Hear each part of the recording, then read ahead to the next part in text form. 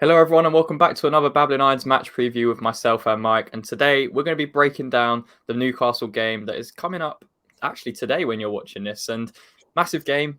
We look to kind of get back-to-back home wins in 3 days. And yeah, we're going to look at Newcastle and as well as West Ham and kind of analyze where we can maybe get some success and what we need to be very careful of tonight in at the London Stadium.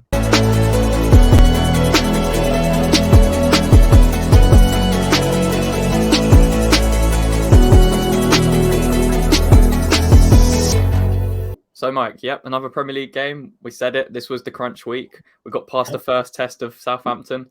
Now we go on to the very bigger test against Newcastle. Is your confidence a little bit higher after that win, or are you still, yeah? I wouldn't say it's higher. I say some level of tension has gone. Personally, I don't think unless we get 4 points over the next 2 games, I don't think we can have any kind of, breathing out moment. I kind of feel at the moment we probably need 3 wins to remain in the Premier League. I think 36 points will be about right to stay up. Yeah. So, yeah, I think our next set of 5, we arguably have 2 games within there where we can go along to that point where we have to aim for that. This one's a tricky one. Obviously, we have a couple of other really tricky ones as well in this sequence. So, yeah, I don't think I'm going to breathe a sigh of relief until those 3 victories come, if I'm being totally honest. I think at the moment I'm just going to be consistently on the fence until 3 victories come our way in the Premier League, and then I will breathe a little sigh of relief, I think. One thing is kind of good to look at is we are starting to pick up traction at home in our performances as well as the results. So we got the win against Southampton. We obviously drew against Aston Villa as well before the international break. And before that, we'd beaten Forest 4-0. So we are starting to get a bit of momentum in the league, which is nice because it seemed like we just couldn't win at home for a long period of the first half of the season. So against Newcastle, we found it pretty tough actually to beat them. And if you look at the head-to-head for this season, how we've kind of compared to them, I mean, it's just a complete switch of last season, really. And, before Eddie Howe kind of took over at Newcastle. And, we look here, we've played the same amount of games, obviously a big difference in the position, but it's nice for us to look at that. And we're not in the relegation zone. We're up to 14th. Newcastle obviously pushing for Champions League football, just playing some really nice stuff. Almost double our points with 50 compared to our 27. And again, almost double our wins with 13 compared to 7. So complete parallel, as we mentioned, in the seasons in terms of, just being at the complete opposite ends of the table. And it's a shame because it's kind of just switched on from last season. And, Newcastle, again, were pretty much favourites to go down before Eddie Howe came in. I think most people wrote them off. Obviously, they've completely evolved as a club since then, got new owners, and they're playing some really nice stuff. And obviously, the big thing about Newcastle has been their defence. And, they've probably got the best or second best defensive record in the league right now. And it all happens because of how Eddie Howe sets up his team in that shape and how they kind of press you. So, Mike, talk us through their defensive shape and what we can kind of expect to see tonight and what we need to be a little bit wary of and maybe areas we can look to exploit in that defensive shape. Yeah, so they're really quite adaptive as well. They kind of go between a kind of a 4-2-3-1, a 4-1-4-1, sometimes even into a 4-4-2, depending on the situation and how they got it. But what is interesting is just as I say, how adaptive they are. They are incredibly well drilled. Examples we got is from the United game. Obviously, Nick's example, they're in the obviously 4-2-3-1 formation. And this is essentially a bit of slow build-up from United. Shaw comes inside. Now, obviously, as he does that, what it means is that there is so much space out on that left-hand side because Newcastle will at times come fairly compact when they go into this kind of 4-2-3-1 formation.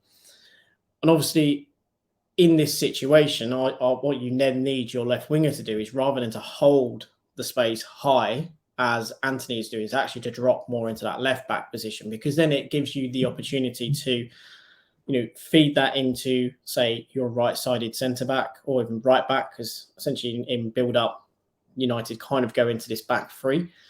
Obviously, in normal state, you would say that Shaw would be on that far left-hand side in that space. We've kind of identified with that yellow kind of space with where he would be sitting. And that would probably say a McTominay or so on.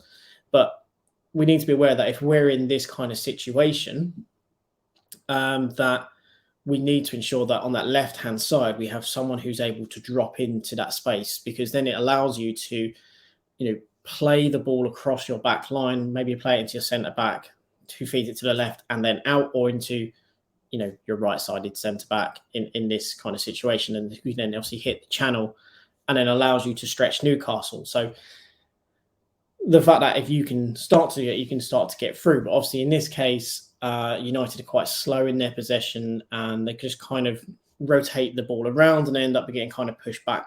But as a result of that, Newcastle then reshape.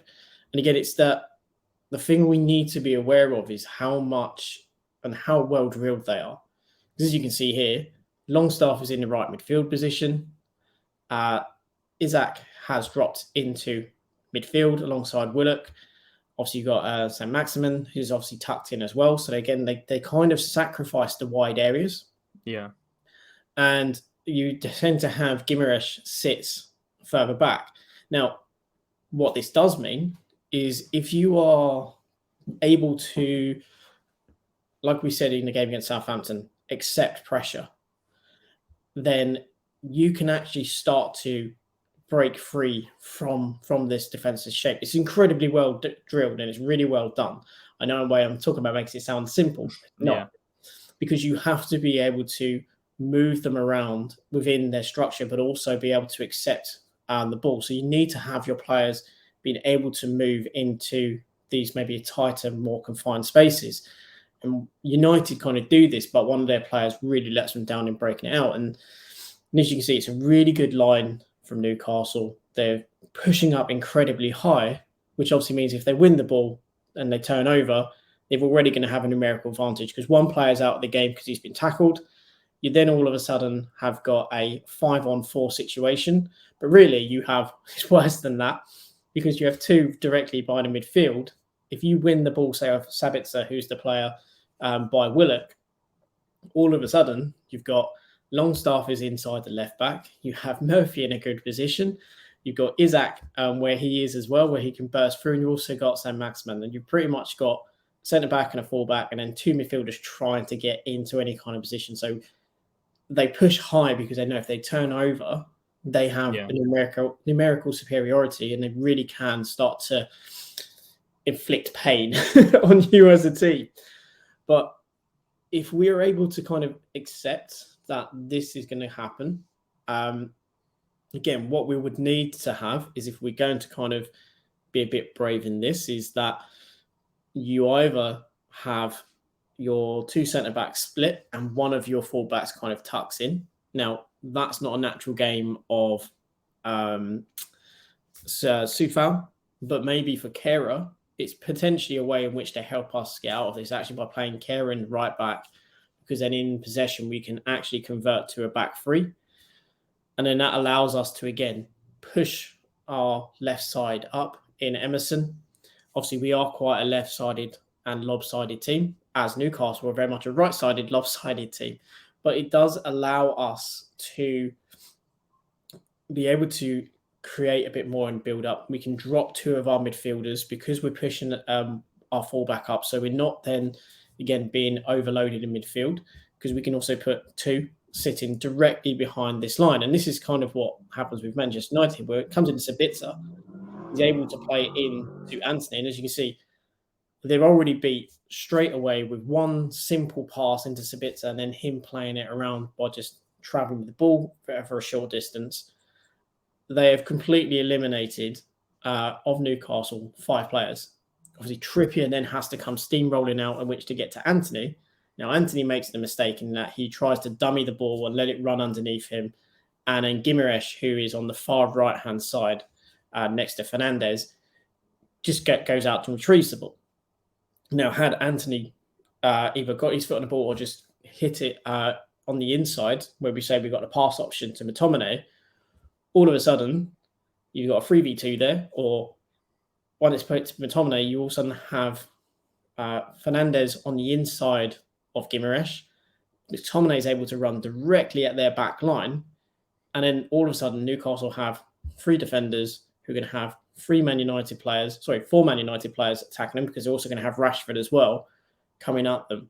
So if we can accept the pressure of playing against Newcastle, because they will push really high from a midfield perspective. The defence actually sits a bit deeper out of possession. They tend to be around about the halfway line, if not maybe a little bit deeper than that.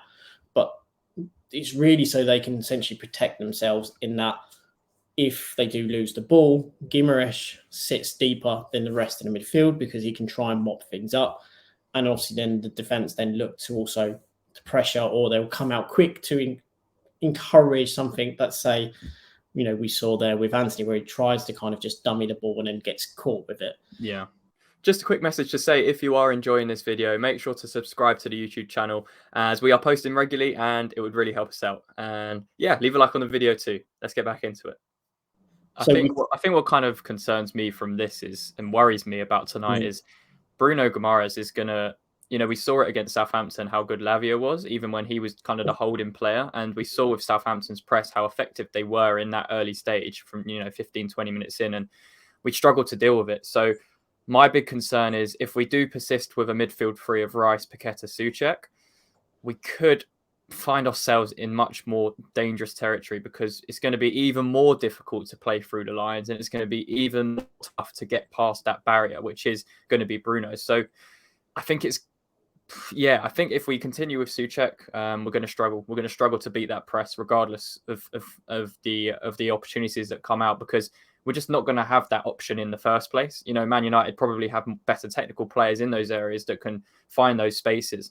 We don't really have that, especially with, you'd argue Paqueta will do it, and Rice is the one sitting, so it's really reliant on Paqueta to go and get that ball in those kind of spaces, and the other one is probably Ben Rama to try and drift inside. But Bowen isn't really that sort of type of player either, so we're going to struggle if we don't have someone like a Fornals or Lanzini in that midfield. Yeah. So does that concern you as well? Yeah, I think ideally for me, when I was looking at the game and kind of looking at as to how that's kind of set up, and the fact that the way Man United play, obviously in that case, I think it's Sabitzer, Fernandez and McTominay as their midfield 3. So when you look at that, they dealt by and large really well with Newcastle up until when obviously Newcastle did get their goal. They dealt with them at midfield quite well. So and the fact that, again, they were able to maintain possession and retain possession even under the pressure. They were also able to kind of play for the lines. I think if we do play Soucek, we are going to be a bit more limited in our ability to do that. He's not as confident as making those passes. He's also not necessarily as good a ball carrier in which to, say, beat the first player to come press to then find a pass.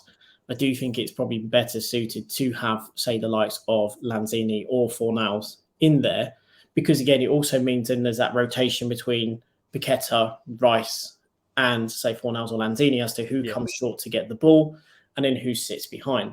And I think something that United did quite well, and we'll go into it in a moment, is that at times they would put 2 players behind Man United's press, and they'd essentially say to that back 3 plus 1, like a defensive midfielder, or even plus if they kind of brought another one of their players inside. So say, someone kind of inverts in, they can kind of make it work that way. But if we play Soucek, I do feel we will struggle in terms of trying to play through the lines as, say, Man United did in that stage. Obviously, Man United have better technical players in some respects, not all respects. I think if we talk about their combination of 3, I wouldn't say there's much difference per se. Maybe you would argue, obviously, Fernandez is a higher level than what we have.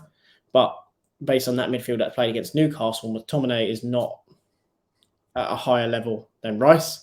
And Sabitzer, whilst he's very good, you would say, yes, he's definitely above Soucek. But when it comes to maybe doing things that maybe Lanzini or Fornals can do in terms of general play and passing, he is probably a little bit better, but you probably wouldn't say there's a great deal of distinction. Now, if you're a United fan, you'll probably completely disagree with that, but that's fair enough. But the truth is, if we can have three players that are technical, who can pass and retain possession, it gives us a better chance to absorb pressure. And sometimes against these types of teams, you have to absorb that pressure in which to try and break out, because if you can break those first two lines of their defense, all of a sudden you put them in a precarious position, because they tend to have maybe only four sitting there, or if they do have that five, you can still get numerical advantages. I think we saw that as well, Mike, in the reverse fixture. Although we played a back three that day and we played a midfield two of Rice and Paqueta, they didn't have Bruno that day, and I think that was they are, without Bruno, that is kind of their glue in that midfield. They can't really play the same way without him. So this time around, it's going to be completely different, because they have that player in behind, and although he's probably more of a better player as maybe as an 8, but he can still play that 6 really well. And, they have that kind of defensive backbone when they are pressing high. So what was the other kind of defensive shape that you noticed about Newcastle, and maybe a little bit more of a different way we could potentially get through that line? Yeah, so another one was in this sequence, obviously, we kind of marked out where they are. Trippier's off screen, so is Rashford. But as you can see here, again, Man United drop into that 3. So, Isaac is essentially they're trying to marshal all of them. It's a kind of slow build-up, but Murphy positions himself in which to come out towards Martinez. Doesn't want to kind of create too much separation with Guimaraes, but again, look where McTominay is. He's just sitting directly in front of that line of the midfield. And then they've also got Sabitzer and Fernandez directly then behind. You've got Rashford and Rashford and Anthony on both wings holding space, and obviously again, you look at Shaw's position, he's pushed up relatively high. He's in a place where if a ball can be made, he's then got ample space, because obviously where Murphy is, he needs to come out. In this case as well, you've got Sabitzer and Fernandez moving behind that line in which to try and make essentially angles and avenues for a pass. And what happens is there is a pass through from Martinez. Fernandez obviously then is able to move and slide into a position to obviously put the ball into Luke Shaw. Now, what that immediately does is, again, you've beaten their line of their press. But the other added advantage was, because of where Fernandez was, he was already behind that line of defence, where obviously Rashford and then Shaw are. They're able to create this triangle. They're able to also create a numerical advantage in that wing position. Now, Newcastle are going to always be fairly happy to give you a numerical advantage in those wing positions, purely because they are comfortable, or at least they are confident in dealing with crosses into the area. Yeah. Because they have, the giant that is Dan Burn. Yeah. They also have Sven Botman, who is also, I think, 6'4", 6'5". Yeah, they got a massive defense. And then obviously you got Shah as well, who's about 6 foot plus as well. But again, if you are able to create these overloads now, in this kind of position, Shaw actually kind of holds up play a little, and then when he plays it into Rashford, it's maybe not as best a position as he could be. But again, Fernandez runs down, gives an overlap, provides an option for Rashford. They still have that overload on that side. Shaw comes inside as well and kind of sits around the middle of the pitch a bit more. But you can, if we're going to play against them, we need to then ensure that we push our fullback quite high, in particular on the left-hand side, if we can play this, because Newcastle are quite right-sided. They will have Murphy up fairly high, and Trippier will also push up high. So we need to really be a bit brave in some respects, especially in slow possession like that, where you can kind of push your left back up higher and then try and feed the ball through the middle for one of your midfielders to either collect and then run at their defence. Then you obviously have like a 3v2 situation. Obviously, that one was maybe a little bit too far for Fernandez, because he had to slide to them, essentially make that pass to Shaw. Yeah. But if you're able to play that ball through, and then we've got to remember that Martinez, in the case for us, is going to be again, and we know he's very adept at making those passes. It's something we need to be aware of and confident to do, because we can create then overloads. And we have to probably look to bring in Benrahma more from the wing to actually play him a bit more inside. I think that's something that Moyes in some ways was slightly alluding to when he was talking about Danny Ings maybe needing extra support. But we'll rest that one for a moment. But if we can kind of create those types of situations that Man United did against a very well organised and very well structured Newcastle, then you can start to create avenues in which to attack them. Because there are, whilst it's very strong, it has really good coverage along the pitch, there are pockets that you can attack and exploit. But again, these sometimes are fleeting because it is a very good defence and they do have a lot of pace in the likes of Murphy who can track back. On the other side, obviously, you've got St. Maximin. But again, the fortunate thing is if we are coming down that right-hand side, so if we play in, say, the likes of Soufal over, say, Kera, there is going to be opportunities to have good 2v1s on that left-hand side for Newcastle, purely because St. Maximin doesn't track back as much. Yeah. He isn't as interested.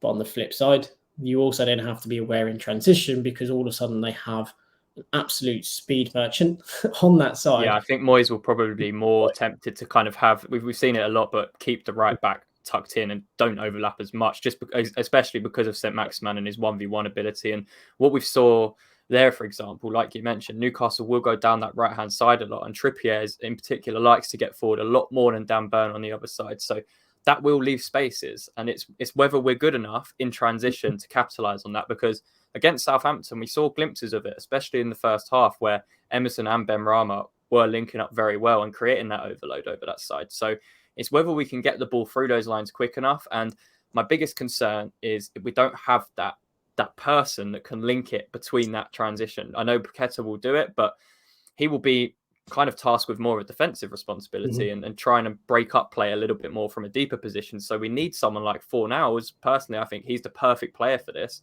to go between those lines and play those balls through to Benrahma fast and play it to Bowen or switch to play when we can. So I think we're going to have to create overloads ourselves, but we're also going to have to be very careful of the overloads that Newcastle are going to, inevitably try to exploit us with, because they're very good at it and they're very good at sustaining pressure once they have you in the opposition half. So let's look at the overload side of Newcastle before we take a look at the lineups, because they will overload us and we need to be very wary of that.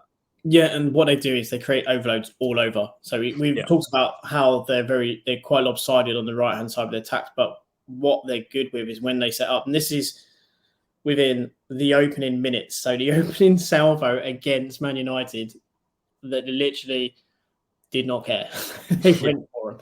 And one thing I haven't mentioned here, but something that's really interesting that we'll also be aware of, we'll have to be aware of. Look where Dan Burn is. Now, this is Man United's half, and there are currently 1, 2, 3, 4, 5, 6, 7, 8 Newcastle players, all within Man United's half. Yeah. And Dan Burn is in a position where if the ball is given away and it's got to Anthony, he's in a position to counter press on Anthony. So again, they are in many ways looking to already stifle or anticipate what could be Man United's outball for a counter attack. So even though they're in possession, they're already in a defensive shape as well. And on the right hand side, you can't see, but Shah is actually in a decent position as well against Rashford. So again, if the ball comes to Rashford, they have a player that can go and press. And they're brave as well because they have 3 players sitting back, but everyone else is pushed forward. And what they will do really well, I've talked about it already, they will rotate positions. Look where you have Longstaff, Willock, 2 centre midfielders pushed up almost into centre forward positions, standing in those half spaces. You got Isak will drop. So again, the centre back has a choice. The centre back doesn't have an easy time because he then either has the option to, well, if I go out to Longstaff, I then create a pocket of space in which for Isak to move into. So then say Varane has to move over, that creates a space for Willock to move into. So therefore the right back has to move over to Mark Willock, and then all of a sudden you leave St. Maximin completely open. So you've got a 2v1 on the back post against the right back. In the right-hand side, Darlow has got Trippier on the far right. He's got inside him, he's got Longstaff. So again, you're basically pinning players in position because United can't really go kind of man for man in this situation because of where it is. And when we talk about rotation, You got Murphy starts coming inside. Trippier holds that space on the right to keep Man United stretched. Longstaff is going into an inside channel. And what is smart about this is that Murphy kind of drives inside before slightly turning back. He sees a bit of pocket space, but he does that in which to attract two players to him. So he brings Fernandes out of a position. He draws in McTominay. And obviously Rashford is starting to drop back into where kind of Murphy is, which then obviously provides and vacates a space in which Guimaraes to move into. Now, once he's obviously receives possession, Guimaraes, we know he's very good in possession. And he's able to, I think that's possibly actually the wrong one. So that's the right one. So when Guimaraes gets the ball, he's got multiple options to him. As I said, remember I said about Shaw being moved up in a position where he's quite close to where he can counter Rashford. And as you can see here, every player of Newcastle, or at least in this shot, bar Botman and Pope, are pressed incredibly high.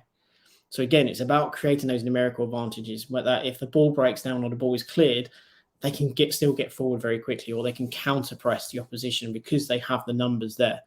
Now, Guimaraes has the ability in which to play it to Shaw, who can then play it out to Burn, and then obviously subsequently out to Saint-Maximin. So they have an out ball or an easy option. But Guimaraes obviously has the ability in which to play a difficult pass. Now, obviously, look at Isak's movement. He's moved into position with Longstaff, where all of a sudden, the right back again, he can't move out. Because if he moves out, there is space for Longstaff to run into. There is the centre-back can't come in and cover because it is Isak. So you just create essentially havoc for that defence because you are almost man for man. Bar, obviously, Trippier, who's out wide, because unless your winger is constantly dropping back or one of your midfielders are going there, they're always going to create those spaces because they're going to draw you in. Also, when Guimaraes makes his pass into that channel, Darlow has to come out. Not only does Darlow have to come out, that then creates a big gap for Longstaff. Now, granted, Fernandes does brilliantly defensively. He spots when Longstaff drops out of the area and then goes in and follows him. But look how many players Newcastle have in the area. It's just ridiculous. This is the type of thing we're going to have to deal with and get used to in this game, that we are almost going to be man for man in the box. They have 4 players in the area. You know, 2 of those are basically centre midfielders who are getting forward first into the area. The right midfielders come inside. The left midfielders there. It's essentially a 4v4 in the area and a 2v1 at the back post again. Also, you've got Guimaraes just sitting outside the area as well. Dan Burn, look how far he's pushed up again, so he can counter. So if the ball is cleared and it comes out to Anthony, he can then obviously counter that potential clearance and United getting the ball away. It's all about that pressure and sustaining pressure. And this is something they did in the very opening minutes against United. And this is the same thing they're going to do against us. We saw it in the first game where they scored 2 goals in the opening 5-10 minutes. Yeah. And it's about that. They are immediately hell for leather and they will go and attack you. They will look to create those overloads. And it's not just that simple. We're creating an overload in that right-hand channel because we want to get the ball to Trippier. It's creating overloads all over, which means that defenders have to make decisions as to whether hold their space or whether to go and attack or move to the space where the ball is going to be. So you create doubt in the defense's mind because you can't just simply okay, well, he's got the ball, I'm going to go to him, because then there's normally someone else there because they push everyone so high. And what is actually quite admirable about Newcastle, one of the things that makes them interesting to watch is they do all of these clever little overloads. They do these smart little passes, but they have no issue about going long. They will go directly long from goalkeeper. They will play the second balls and then they will put it on the floor. So this is one of the things that make them really difficult to deal with because they can mix things up constantly and they've got good pace. And obviously when you play Isak, very mobile striker, technically very, very good, can hit the ball very cleanly as well and from distance. So it makes them a very difficult team to manage and to kind of not only play through, but then also to nullify and stop, as many have seen throughout this season. Yeah, I think what kind of worries me about that is that dealing with pressure is not something we're amazing at. So if we get an absolute, onslaught early on, it's going to set the tone for the rest of the match, and the crowd might become a little bit restless. And one thing we're going to have to be very careful of is what you were mentioning there, when they're kind of overloading the right with Trippier and stuff. We don't want to be left 2v1 at that back post. And for me, it's hard because Kera had a good game against Southampton, but I wouldn't play him just because of the 1v1 ability of St. Maximin. I think any of our fullbacks are going to struggle against him, but someone like Johnson or Kufau would have a better chance, in my opinion, than Kera in a 1v1. So that is going to be very difficult to deal with. And also, Jarrod Bowen's going to have to do a lot of defensive work because we can't just let St. Maximin be 1v1 all the time. So he's going to have to drop back in. And, we have seen that this season, that at times as the game goes on, those spaces will open up on that side. So it might even be that Eddie Howe doesn't go with St. Maximin from the start and looks to bring him on as an impact. It depends who they kind of go with, but he probably will start. And we can go through the kind of predicted lineups of both teams because there's a couple of injuries. Obviously, the news came out yesterday that Scamacca's picked up a couple weeks injury. And one injury that Newcastle did get against Man United was Joe Willock. So it's unlikely he'll be there. So as we take a look at the lineups here, again, for us, not really many changes. We've gone with a couple of changes. One of them being Soucek for Downs. We think maybe that Moyes will make an adjustment. And if it's going to be an adjustment, it will be for a defensive midfielder. It won't be for someone like a Fornals or Lanzini. And he'll want to try and be a bit more compact and offer a bit more support in midfield. And the other one is Antonio. I think Ings has looked really isolated in this system. And I think Moyes has even alluded to that in his press conferences. So I think he might go with Antonio, especially in this kind of game where we're going to have to be quick on the counter-attack and we're going to have to make them pay for the mistakes they make when they're high up the pitch. And yeah, their team kind of picks itself, pretty much the same as the Man United lineup, but the only change being Joe Linton coming in for Willock. So they don't really have many weaknesses to get at. It's on paper, it's not an amazing team, but they've brought in a few really top players to kind of elevate their game and give Eddie Howe that platform, because they've got Bruno in there who's absolutely brilliant at what he does. They've got Isak now, a really excellent finisher, and he's growing in confidence as he's come back from his injury. And defensively, they've got that pretty much spot on. So for us, it's going to have to be hitting those moments that Moyes likes to talk about, because there's no way we're going to dominate this game. We are going to have to take our chances. Something we said, in the Southampton game, that we didn't do well enough, and we haven't done well enough all season. So, yeah, I'm not overly confident about tonight, but we still have a chance if we're clinical, because we do have the players to hurt them. We do have the players to find those spaces. So if Bowen and Benrahma can produce really good displays, and we maybe go with a lineup that has that kind of technical-minded player who can link between those lines, then we might have a little bit more joy. But set pieces are going to be even more difficult just because of how tall they are. So even, the argument for playing Soucek for that reason is pretty much null and void, because then he's just not going to beat many of them in the air anyway. So on top of everything we've just spoke about, Mike, what's your prediction for the match and your overall score prediction? My overall thing is, I think, if the idea to play Soucek is that defensively he's better and than many within our squad, and it's going to be a defensive game, I understand where Moyes his head is at. I do not agree with his head, if that is where it's at, because I think in a game like this you also need to be aware of ball retention. Newcastle will play midfield three. I've said to you all day, I've got a sneaky suspicion he's going to go for three at the back.